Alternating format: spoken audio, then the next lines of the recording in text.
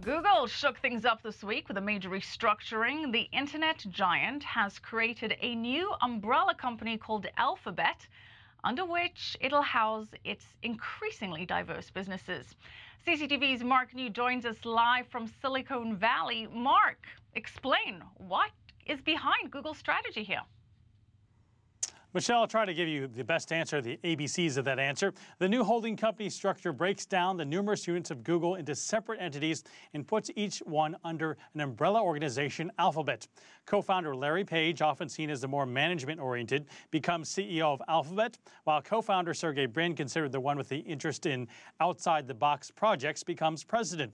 The corporate overhaul is intended to allow the co-founders to, in their words, be in service of their businesses as needed, while also having a strong CEO for each of them. On its official blog, Google announced the birth of Alphabet, a company restructuring that seeks to create more ambition and focus. Alphabet breaks the tech giant into a collection of companies, the largest being Google, which runs most of the revenue-driving powerhouses: Android, Search, YouTube, Apps, Maps, and Ads.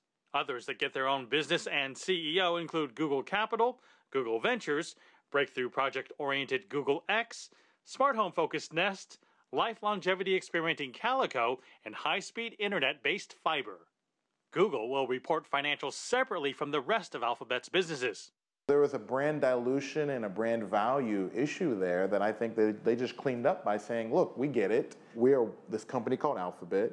We have most of our revenue coming from search, which is Google, but it gives them the ability to really go outside of something that's complementary or a logical offshoot from search in a way that doesn't make people wonder if the company's focused. While co-founders Larry Page and Sergey Brin remain at the top, the big winner could be Sundar Pichai, who moves from Senior Vice President of Product to CEO of the unit now called Google, which produced nearly 90% of the organization's revenues last year. This makes him very clearly the successor to Larry Page and puts him in charge of what we all think of as Google.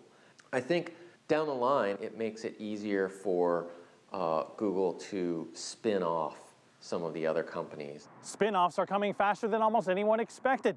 A day after the announcement, Google Plus shared news that Niantic Labs, a startup within Google that makes augmented reality games, was becoming an independent company. Despite the many spin-off possibilities, tech analyst Tweeny remains skeptical.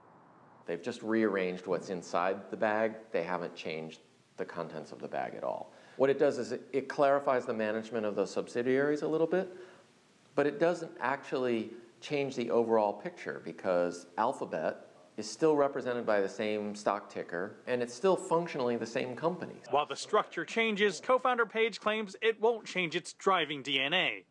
He says Alphabet's companies will still try to do things other people think are crazy, but while being cleaner and more accountable. Well, Mark, do you think Google's decision to become Alphabet was in part a response to pressure from Wall Street? Well, Wall Street certainly welcomed the news as it immediately got a near $50 boost in its share price, which has since lost about half of that.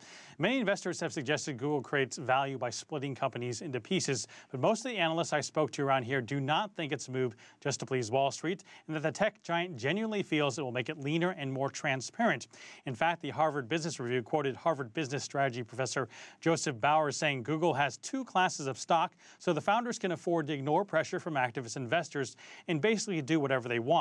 He said Google is just doing exactly what executives have done under similar circumstances since the 1920s, calling it Management 101. Michelle. Management 101. All right. Thank you so much. Mark New live for us from Silicon Valley.